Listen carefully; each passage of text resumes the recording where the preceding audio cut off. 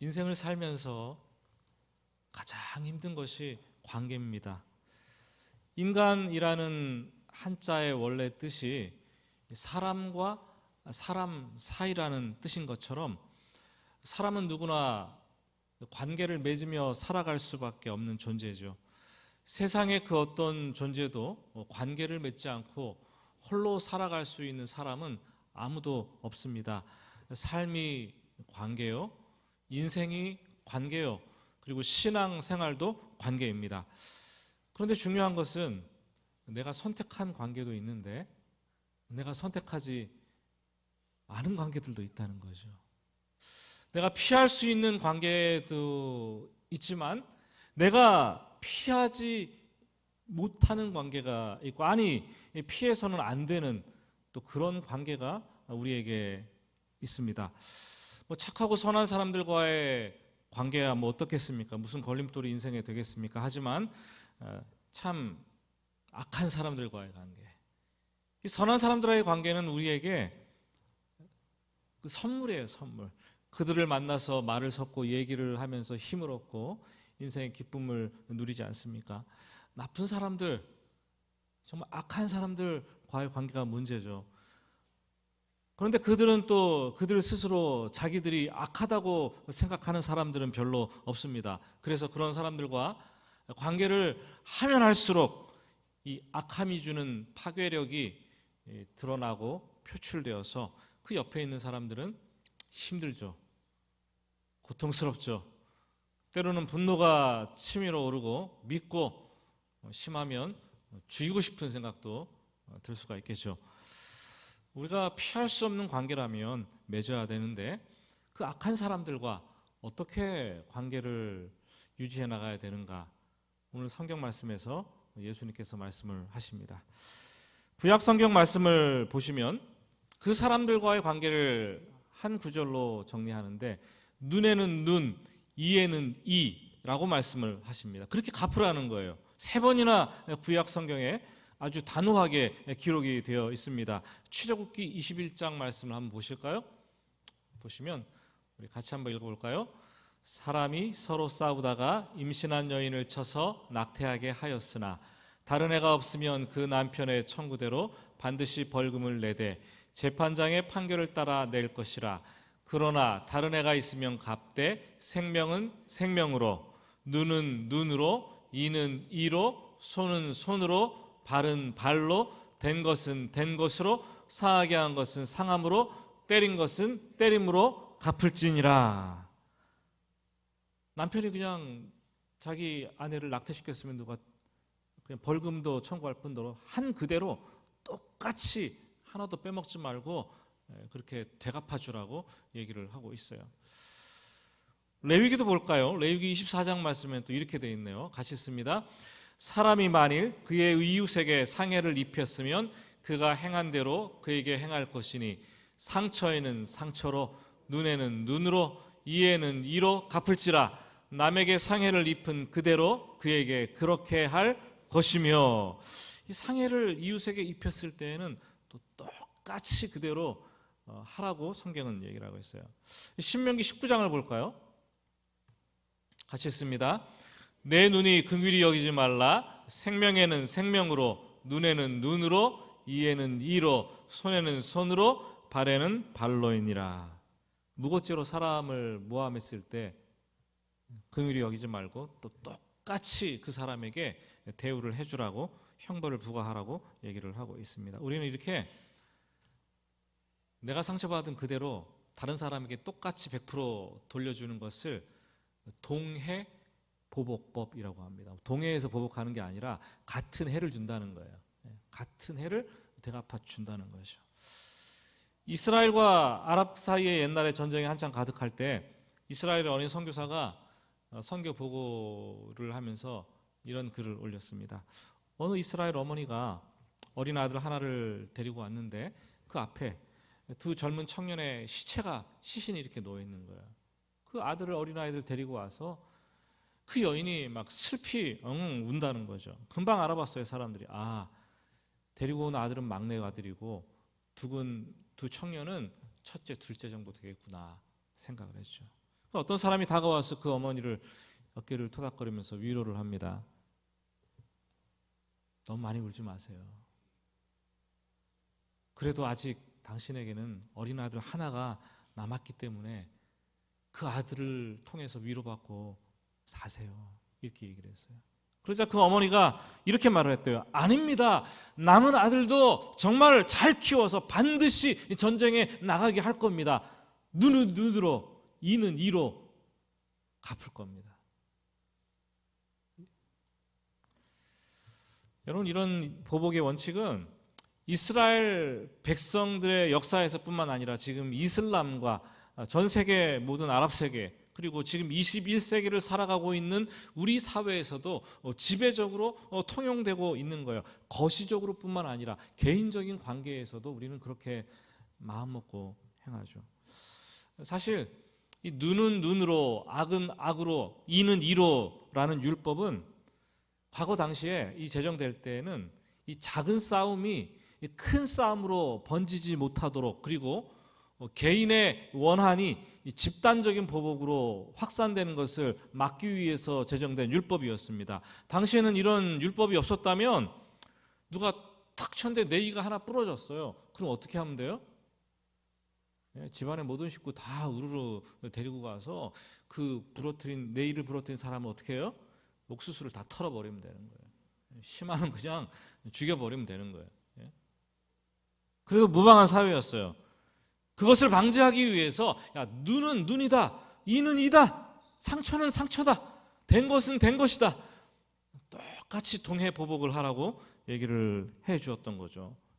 그 가해자, 처음 가해자의 인권을 보호하고 그들을 지키기 위한 법적인 체제였습니다. 그런데 이게 신약 시대로 넘어오면서 이 서기관과 바리새인 율법학자들이 이것을 문자 그대로 해석을 합니다. 야, 나에게 손해를 끼친 자가 있으면 너는 가서 무조건 그대로 해줄 수 있어. 똑같이 해도 돼. 이렇게 가르치는 거죠. 말은 똑같은데 굉장히 틀린 반응인 거죠. 하지만 오늘 예수님은 전혀 다른 말씀으로 해석을 합니다. 야, 지금까지 너희가 그렇게 들었냐? 그렇지만 나는 너희에게 그렇게 말하지 않는다. 나는 너희에게 이르노니 악한 자를 대적하지 말라, 대항하지 말라 말씀을 하십니다. 악한 자가 누구일까요? 악한 자는 말 그대로 악인입니다.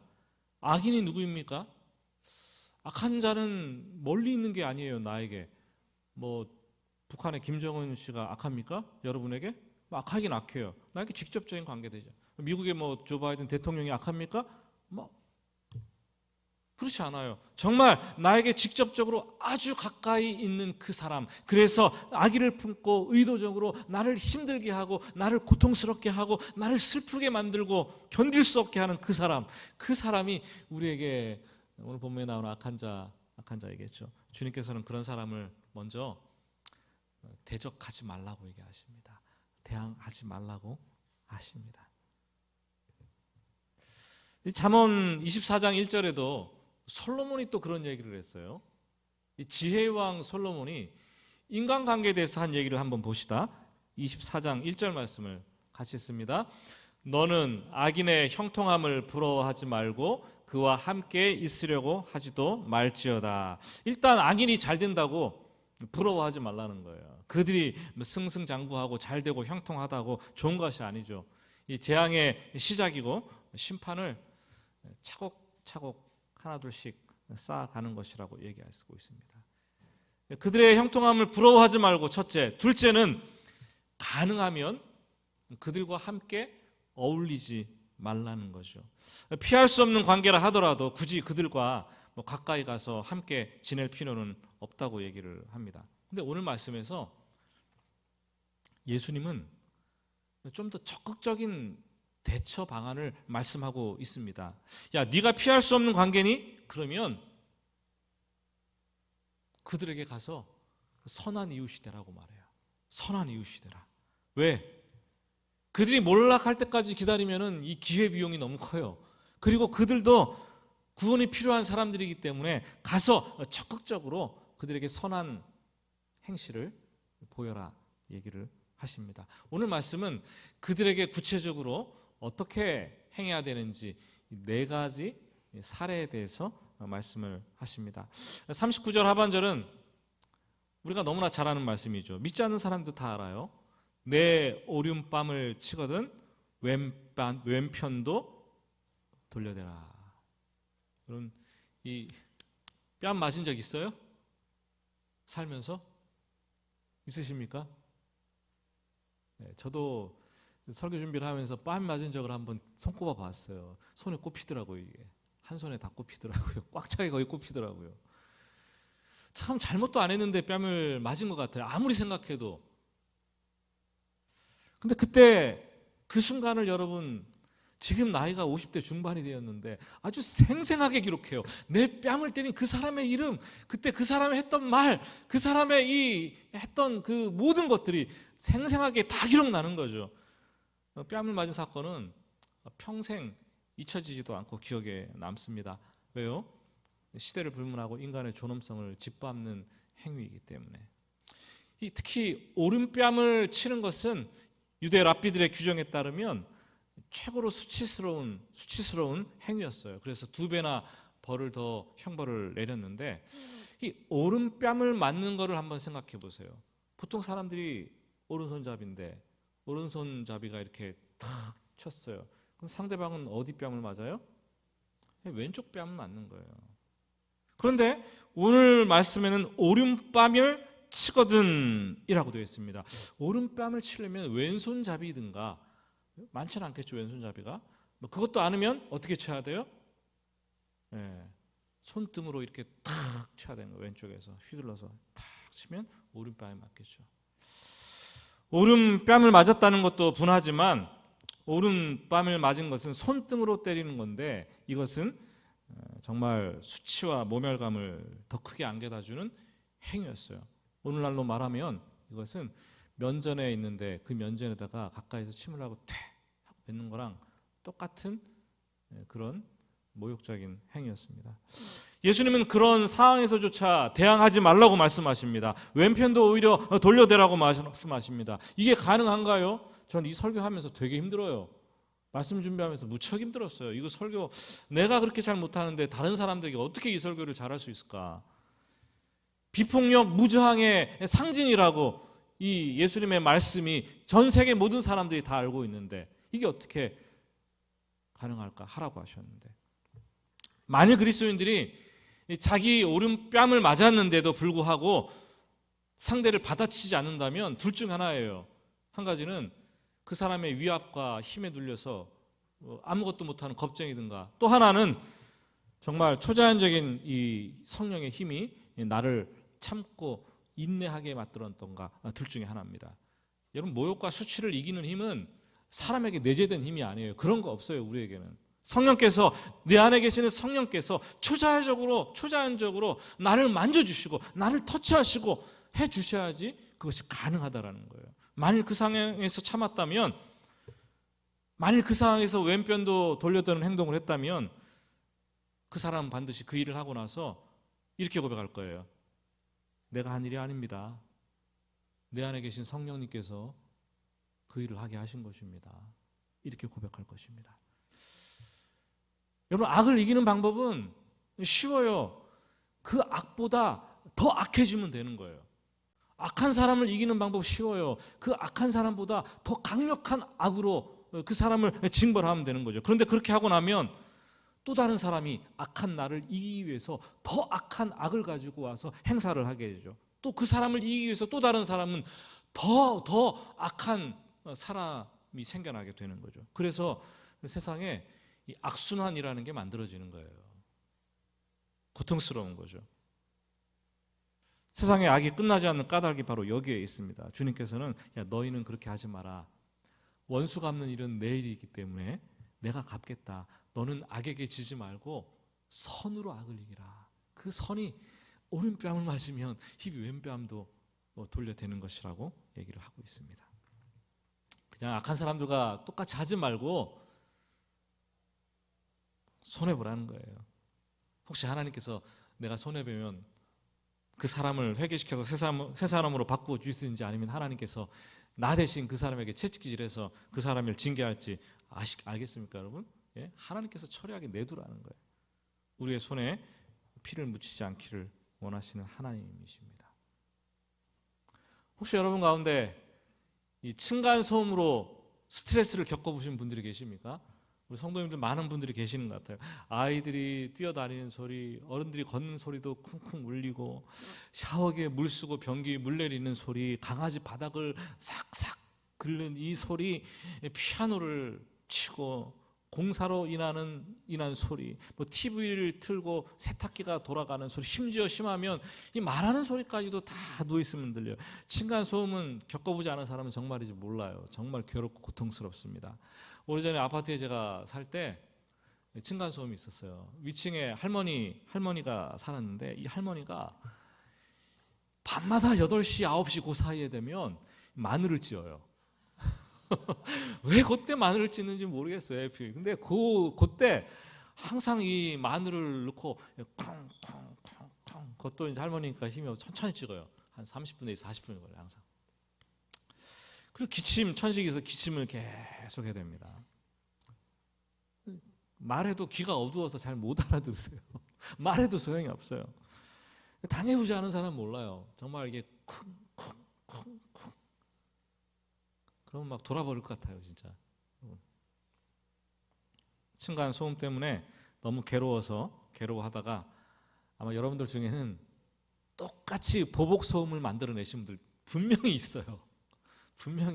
아니, 그보다 더 큰 소음을, 노이즈를 만들어서 괴롭게 상대를 고통을 주려고 하신 분들 분명히 있습니다. 예? 우리나라는 아파트 공화국이에요. 이 아파트하고 공동주택이 우리나라 주택의 80%를 차지하고 있어요. 그러니까 날이 가면 갈수록 하루가 멀다 하고 이 층간 소음 때문에 보복과 폭행과 방화, 심지어 살인 사건들이 여러 번 아주 반복해서 이루어지고 있는 게 우리나라입니다. 처음에는 그러죠. 찾아갑니다. 찾아가서 정중하게 소리가 나거든요. 조심해 주세요. 한 두세 번 더 얘기를 하죠. 안 되면 눈에는 눈, 이에는 이, 똑같이 보복 소음을 만들어냅니다. 근데 그래도 안 되면 그 다음에는 감정이 거칠어지면서 찾아가서 몹쓸 욕을 하고 싸우게 돼요. 근데 싸워도 안 되면 어떻게 됩니까? 그 다음은 경찰서에 신고해야죠. 신고를 합니다. 그래도 안 되면 어떻게 합니까? 나중에는 이성을 잃고 꼭지가 돌아서 뭐 들고 찾아가요? 칼 들고 찾아가요. 왜 층간소음에는 칼을 도구로 사용해서 이 보복을 갚는지 모르겠어요. 많은 사람들이 흉기를 들고 찾아갑니다. 처음에 위협을 주고 열받아서 찾아갔겠죠. 그런데 결국은 살인까지 이어지는 것을 보게 됩니다. 혹시 지금 어느 과정 중에 계세요? 소극적으로 참고 인내하며 견디다가 빨리 다른 곳으로 이사 가시는 것도 좋은 방법이에요. 근데 적극적으로 문제를 풀려면 그 집 사람에게 다가가서 싫지만 친해져서 선물을 하고 말을 트고 교제를 나누고, 그래 좋은 말로 얘기하고 문제를 의논하고, 그 과정에서 희생과 손해가 따르겠죠. 실제로 요새 기독교 CBS 방송이나 유튜브 채널을 보면 그리스도인들이 층간 소음 때문에 위층 사람을 죽이고 싶었는데 왼뺨을 돌려대는 심정으로 손해보고 희생하면서 극복했다라고 간증하시는 분들이 무척 많아요. 어떤 목사님의 간증을 들었는데 정말 죽이고 싶었대요. 칼을 들고 찾아갔대요. 들었다 놨다. 근데 생각을 바꿔서 그 사람을 축복하기로 했대요. 그리고 물질로 선물로 섬기고 가서 얘기를 하고 가서 기도를 해주고 이랬더니 그 사람이 바뀌더라는 거죠. 여러분, 하나님께서 축복하셔서 우리에게 이사가게 하시고 우리에게 정말로 새 집을 주셨는데 거기에 들어가서 우리가 정말 이웃 간의 층간소음으로 상처받고 다투고 싸우고 주차 문제로 갈등을 빚는다면 하나님께서 기뻐하시겠습니까? 하나님께서 더 축복하시겠습니까? 우리를? 하나님 나라는 세상 사람들의 방식하고는 다른 방식이에요. 세상 방식은 give and take, 내가 하나 주었으니까 너도 하나 주고, 네가 하나 주었으니까 나도 하나 준다, 이런 식으로 얘기하지만 우리의 방식은 뭡니까? give and give, 그리고 뭡니까? and give, 그리고 뭐예요? endless give. 계속 주는 거예요. 계속 주면서 다 주는 거예요. 하나님께서 우리를 그렇게 용서하셨기 때문에, 하나님께서 우리를 그렇게 사랑하셨기 때문에, 하나님께서 우리에게 그런 긍휼을 베푸셨기 때문에 너희도 가서 그렇게 하라고 하는 거예요. 하나님께서 하지 못한 것을 하라 그러면 어떻게 하겠습니까? 누가 하겠습니까? 그런데 하나님께서 보여주시고, 야, 너희도 그와 같이 하라. 그때 우리는 너무나 힘들어요. 이 40절 말씀을 보시면 악한 자들을 대하는 두 번째 사례입니다. 같이 40절 말씀을 한번 읽어보겠습니다. 또 너를 고발하여 속옷을 가지고자 하는 자에게 겉옷까지도 가지게 하며. 이스라엘 문화권에서 속옷은 뭐 무명이나 마로 이렇게 짰는데 통으로 짜서 위로부터 아래로 하나로 된 키톤이라는 옷입니다. 반면에 겉옷은 여러 가지 화려한 색으로 짜서 좀 두툼한 거예요. 그래서 겉옷은 의복이 될 뿐만 아니라 밤에 덮고 자는 가난한 사람들의 이불이 모포 역할이 되었습니다. 그래서 가난한 사람들에게 겉옷이 유일한데 이것이 없으면 이불이 없다는 것과 마찬가지죠. 유대 사람들은 이 가난한 사람들의 겉옷을 이 저당 잡힐 수 없도록 율법에 규정해 놓았고, 또 저당 잡는다고 해도 밤 될 때까지 돌려주어야 된다는 규정이 있어요. 이것을 어기면 가난한 사람들에게 긍휼을 베풀지 않는 거죠. 겉옷을 취할 수 없다는 이 율법에 익숙한 유대인들이 속옷을 달라 그랬는데 예수님은 겉옷까지도 그냥 다 주라고 얘기하는 거예요. 충격적이죠. 겉옷과 속옷을 다 빼앗기면 재산상의 손해뿐만 아니라 그냥 빨가벗는 거예요. 나의 수치, 나의 모욕감, 나의 부끄러움이 다 드러나는 거예요. 그런데 그렇게 모욕적인데 주님께서는 야 그냥 참어 다 줘, 그냥 주님 말씀을 하십니다. 예수님께서 이 말씀을 하시고 3년 후에 십자가에 달려 들어가셨을 때 실제로 로마 군병들은 예수님의 이 겉옷을 벗기고 속옷도 제비 뽑아서 다 나누어 가집니다. 여러분들이 보는 이 성화나 조각상의 십자가에 달린 예수님의 모습을 보면 예수님께서 뭐 달리셨는데 가릴 때는 또 다 가리고 돌아가셨잖아요. 그거 잘못된 거예요. 예수님은 그냥 십자가에서 겉옷도 속옷도 다 빼앗기고 가진 수치와 모욕을 당했습니다. 여러분 살다 보면은 우리도 비슷한 일을 겪어요, 여러분. 정말 수치를 당하고 부끄러움을 당해가지고 그 사람 때문에 어쩔 줄을 모를 때가 있어요. 나의 수치를 드러내는 그 사람이 믿고 죽이고 싶을 때가 있어요. 죽이고 싶을 때가 있어요. 목사라고 왜 그런 시간들이 없겠습니까? 성도들이 미워질 때도 있고 정말 내가 모욕감을 당했다고 생각될 때도 있고 뭐 여러분들은 오죽하겠습니까? 교회 안에서 성도들끼리 서로 뭐 그럴 수 있죠. 수치스럽고 모욕스럽고. 근데 주님을 생각하면서 그들과 대적해서 싸우지 말고 그냥 내 겉옷까지 훌 털어버리고 그렇게 말씀을 하시는 거예요. 41절 말씀을 보시면 참 어려운 말씀의 반복이에요. 그죠? 억지로 오리를 가게 하거든 그 사람과 심리를 동행해라. 식민지 상황에서 벌어진 일입니다. 당시 로마 군인들이나 관리들은 길 가는 사람을 아무나 붙잡아서 강제로 짐을 나르라고 그 사람이 하던 일을 중지시키고 이유 없이 대략 오리 2kg 정도를 그 짐을 부과할 수 있어요. 그게 법이었어요. 아프리카 그 리비아의 키레네, 우리나라 말로 하니까 구레네죠. 구레네에서 온 시몬이라는 사람, 시몬도 로마 군인들이 예수님의 십자가를 난데없이 지고 가라고 명령했을 때 억지로 그 십자가를 지고 골고다 언덕까지 올라갔습니다. 우리가 그 동요 민속 노래 중에 아리랑 나를 버리고 가시는 님은 심리도 못 가서 발병, 이게 우리 정서예요. 나를 버렸어? 심리도 가기 전에 발병 난다고 원망하고 저주하는 거 아닙니까? 근데 성경은 예수님은 이런 경우에도 분노를 품거나 앙심을 품지 말고 그 이상을 가주라고 얘기를 합니다. 로마 군인이 야 오리 가자 짐 지어 그랬는데 오리가 다 됐어요. 딱 가가지고 로마 군인이 이제 법적으로 그만해야 되니까 이제 됐어, 이제 돌아가 그랬는데 그 사람이 아니에요. 제가 짐을 더 들어드릴게요. 가라는 데까지 좀 더 제가 가겠습니다. 이렇게 말해요.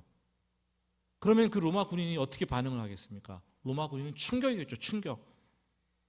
감동을 받았겠죠. 우리 그리스도인들에게 하시는 예수님의 말씀은 야, 세상 사람들에게 너를 악으로 대하는 사람들이 있다면 그 사람에게 좀 충격을 줘봐라. 똑같이 대항하지 말고 그 사람을 좀 감동시켜봐라. 이런 말씀을 하고 있죠. 여러분, 그리스도인들은 충격을 주는 사람들이에요. 그리스도인들은 감동을 주는 사람들이죠.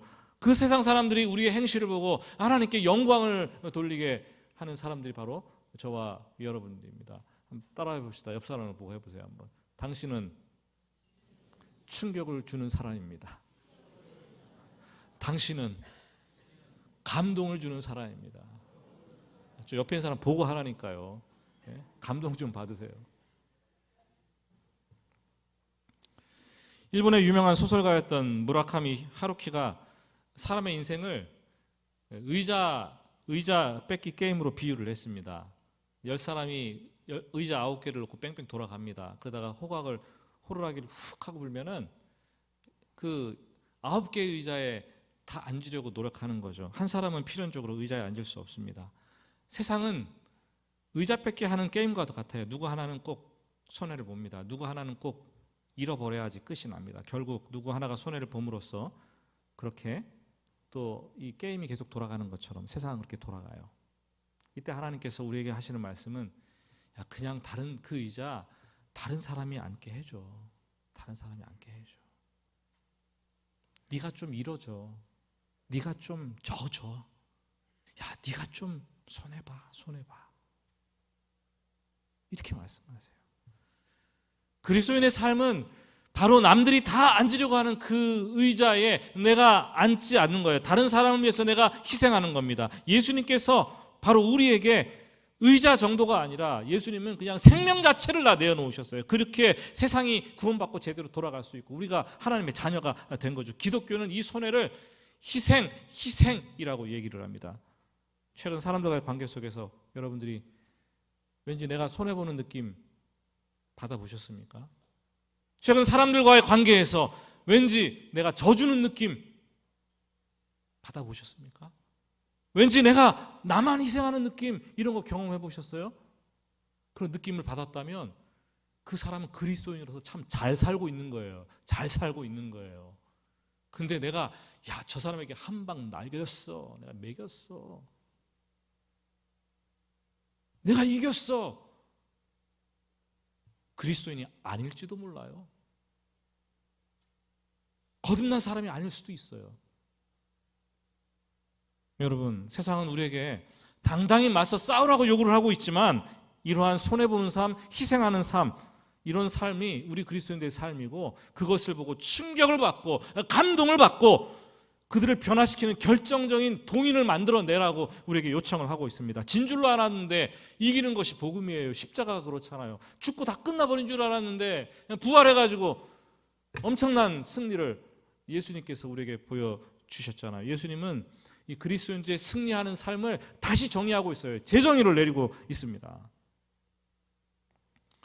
42절은 마지막 그 사례를 얘기하고 있는데 같이 읽습니다. 42절 말씀입니다. 내게 구하는 자에게 주며 내게 꾸고자 하는 자에게 거절하지 말라.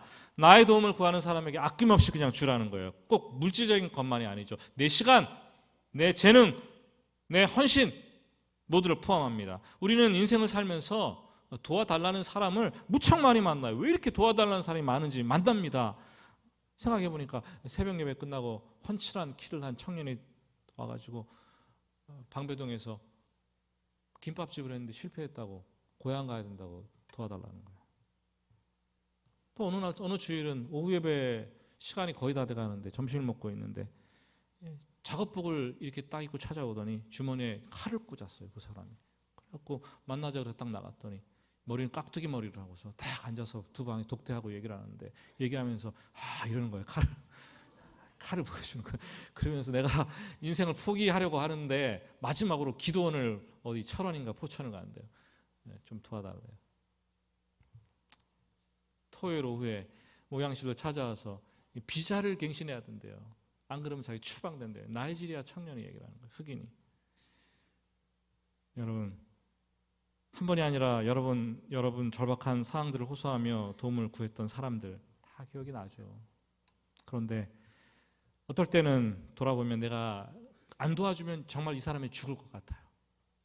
어떨 때는 도와주고, 어떨 때는 없어서 못 도와주고, 있어도 안 도와주고 거절한 때도 있었고, 어떨 때는 이거 속는 거야 확신을 들면서도 한 번, 두 번, 세 번도 도와주고. 그런데 시간이 지나서 이게 기억이 나는 것은 이 거절했던 사람들의 얼굴은 평생 잊혀지지 않아요. 그때 그 사람들의 표정은 계속 머릿속에 남더라고요. 계속 아른거리면서 굉장히 찜찜한 거예요. 아유, 손해보더라도 속을지라도 그냥 그때 도와주고 희생하는 건데, 이런 생각이 들죠. 여러분도 그럴 거예요. 그냥 속으면서 도와주면 마음 편해요. 근데 거절을 하면 이거는 참 마음 힘들고 오래오래 기억에 남습니다. 말씀을 맺습니다. 오늘 말씀을 들으면서 또 제가 전하면서 우리에게 드는 감정은 좌절감입니다. 좌절감. 도대체 악한 사람들과 어떻게 관계를 맺으라는 거야? 이렇게 희생하고 이렇게 손해보고 이렇게 헌신하면서 우리가 살 수가 있어? 왜 이렇게 우리가 해야 되는데? 우리는 상식, 합리적인 이성을 가지고서는 이해가 되지 않아요. 그래서 그 말씀을 따르지 않을 수도 있어요. 그런데 말씀을 보면은 예수님이 그렇게 살아내셨어요. 그리고 너희가 내 제자냐? 너희가 나를 통해서 구원을 받은 사람들이냐? 그러면은 너희도 나를 따르라. 예수님께서 명령을 하셨습니다. 그래서 우리 그리스도인들은 내 생각과 내 의지가 다르더라도 그 말씀을 따라 순종하려고 하는 삶을 살려고 노력하는 사람들이죠. 여러분, 조국교회의 현실은, 부끄러운 현실은 삶 따로 말씀 따로라는 거예요. 말씀을 배우고 끼고 훈련하고 성경을 암송하고 정말 예배를 드리면서 말씀을 듣고 하는데 삶은 달라요. 삶은 달라요. 예배 드리고 요 문 밖에 나가면 여러분 다를 거예요. 사람들 대하는 거 다르고. 이 자리에서 결단하면 뭐합니까? 삶이 다른데. 예? 그렇게 되는 이유 속에는 이거는 이성적으로 생각할 때 아니야, 이건 안 지켜도 돼, 이렇게 말하니까 그렇게 삶이 나타나는 거예요. 그게 오늘날 우리 조국교회의 현실이고 그리스도인들의 현주소예요. 그래서 세상 사람들이 충격은 받는데 황당한 충격을 받고 감동은 고사하고 우리가 비난하고 조롱하고 우리가 욕을 먹게 되는 거죠. 여러분, 주님께서 하신 말씀에 귀 막고 듣지 않고 따르지 않습니다. 그래서 우리는 신앙의 길을 잃어버렸습니다.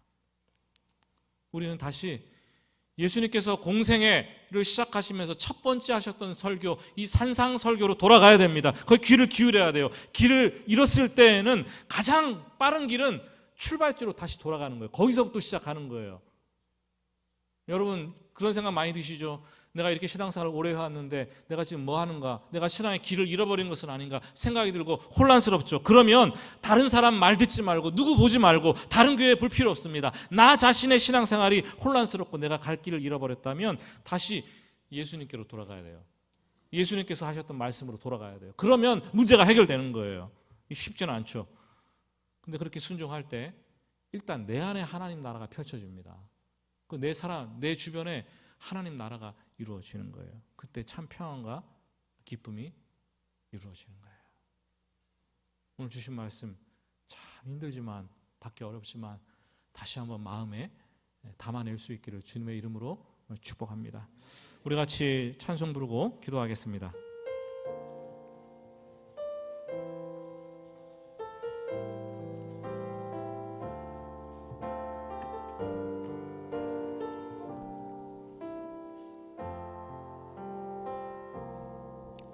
내가 고난 중에도 찬송할 수 있음을 은혜의 힘입니다. 내가 실패했어도 감사할 수 있음을 은혜의 힘입니다. 나를 대적하는 자 사랑할 수 있음은 나를 대적하는 자 사랑할 수 있음은 은혜의 힘입니다. 내게 고통을 주는 자 품어줄 수 있음도 은혜의 힘입니다.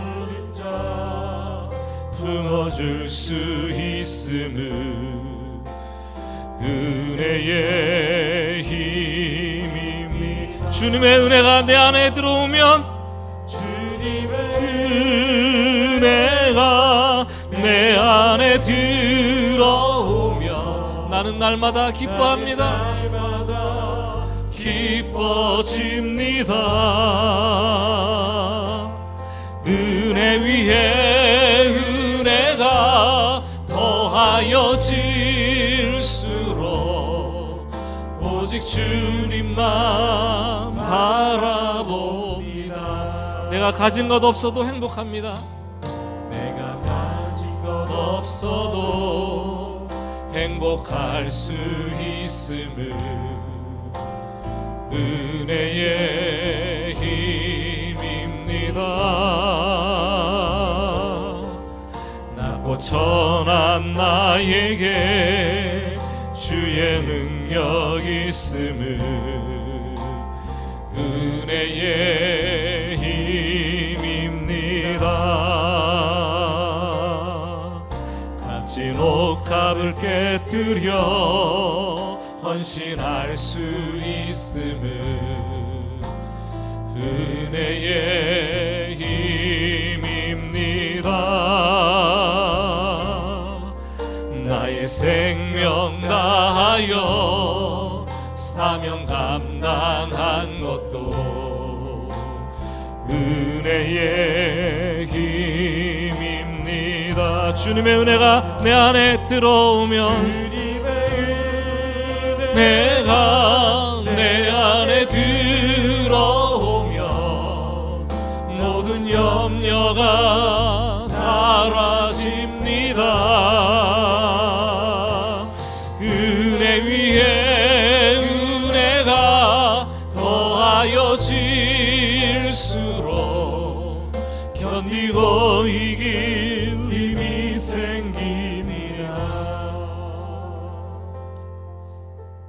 주님의 은혜가 내 안에 들어오면 모든 염려가 사라집니다. 주의 위에 은혜가 더하여질수록 견디고 이길 힘이 생깁니다. 오늘 들은 말씀을 마음에 품어봅시다. 에이, 이게 무슨 나와 상관 있는 말씀이야, 이게 무슨 이 시대에 맞는 말씀이야, 이렇게 생각하면 성령 하나님께서 마음속에 역사하지 않아요. 희생하지 않고 손해보지 않고 져주지 않고 낮아지지 않았다면, 지금 내가 그렇게 살아내고 행동하고 있다면 내 은혜가 바닥인 상태인 거예요. 다 떨어져서 너덜너덜한 상태인 거예요. 주님께서 오늘 말씀하시기를 내가 한 것처럼 너희도 가서 이와 같이 하라. 아니, 흉내라도 좀 내보라 말씀하고 계시는 거예요. 주님, 제가 은혜가 떨어지지 않기를 원합니다. 제 안에 계신 이 성령님 의지해서 제가 한번 그렇게 살아내겠습니다. 가정에서 그렇게 살아내고, 교회에서 그렇게 살아내고, 내가 한번 그렇게 살아내보겠습니다. 그 다음은 하나님께서 책임져 주시기를 주여 원합니다. 믿습니다. 주님께서 보상해 주시고, 주님께서 보복해 주시고, 주님께서 책임져 주실 줄로 믿습니다. 그렇게 살겠습니다. 한번 결단하면서 살아봅시다. 이 시간 여러분 작은 소리로 기도해 주셨습니다. 주여 한번 부르고 여러분의 속을 하나님께, 속마음을 하나님께 드립시다. 같이 기도하겠습니다. 주여, 아버지 하나님, 이 시간에 그의 마음을 하나님께 드립니다. 아버지 하나님, 나를 돌아보니 참으로 아버지 하나님 희생과 헌신과 손해보는 삶과는 거리가 아버지 하나님이여, 이런 세상적인 방식으로 철저하게 뭉쳐서 내가 그렇게 살았습니다. 져주지 않으려고 했고, 이기려고 했고, 손해보지 않고 항상 유행을 남기려고 했고, 아버지 나에게 수치와 모욕감을 주는 사람은 내가 반드시 더한 것으로 돌려주려고 했던 우리의 인생이 아닙니까? 그것 때문에 괴로웠고 고통스러웠고 염려했고 아파했고 내 영혼은 의심하며 병들어 죽어가고 있지 않았습니까? 하나님, 오늘 말씀을 드리면서 이 말씀이 생명의 말씀인데, 우리의 영혼을 살리는 말씀인데, 우리가 살아나는 말씀인데, 하나님의 자녀들이 살아가야 될 아버지는 귀한 말씀인데 우리가 잊고 살았습니다. 말씀 따로 삶 따로 그런 삶을 살면서 아버지는 충격도 감동도 주지 못하는 아버지는 무능한 무익한 그리스도인이 우리가 아니었습니까? 하나님 아버지, 오늘 말씀 앞에서 다시 한번 무너집니다. 말씀 앞에서 내 자신을 깨트립니다. 주여, 주여 나를 돌아봅니다. 다시 한번 삶을 주시려니 결단하오니 주여, 우리의 삶을 가지런히 정렬시켜 주시고 다시 한번 주의 말씀으로 돌아가서 붙잡고 아버지 이겨내는 그런 삶을 살아낼 수 있도록 하나님 도와주시옵소서. 주여, 주여 간절히 원합니다. 간절히 원합니다. 견디고 이길 힘이 생깁니다. 우리 한 가지만 더 오늘은 기도합시다. 슬픔 당한 가정, 우리 김주리 집사님 어제 멀리 지방에 내려가셔서 발을 동동 구르며 또 남편의 장례를 다 수습하고 거의 밤을 새우시고 또 오늘부터 화요일까지 발인까지 하와까지 장례를 치러야 되는데, 참 우리 안장훈 집사님 돌아가신 걸 보면서 우리 인생이 순간이다라는 생각을 하게 돼요. 참 어제 밤을 못 주무신 분들도 많을 텐데, 참 우리가 용서할 사람들은 용서하고 정말 더 가지려고 하지 말고 베풀면서 섬기고 희생하고 사랑하면서, 우리에게 그렇게 살기에도 부족한 시간이에요. 우리가 얼마나 주어졌는지 몰라요, 아무도. 여러분, 다시 한번 마음을 굳게 하고 하나님, 제가 그런 삶을 살길 원합니다. 그리고 우리 슬픔 당한 가정 김주리 집사님과 또 그 자녀들 하나님 기억해 주시고 위로해 주시길 바랍니다. 이렇게 한번 우리 묵상으로 조용히 하나님께 잠시 기도를 올려드리겠습니다. 같이 기도합니다. 주님, 주님.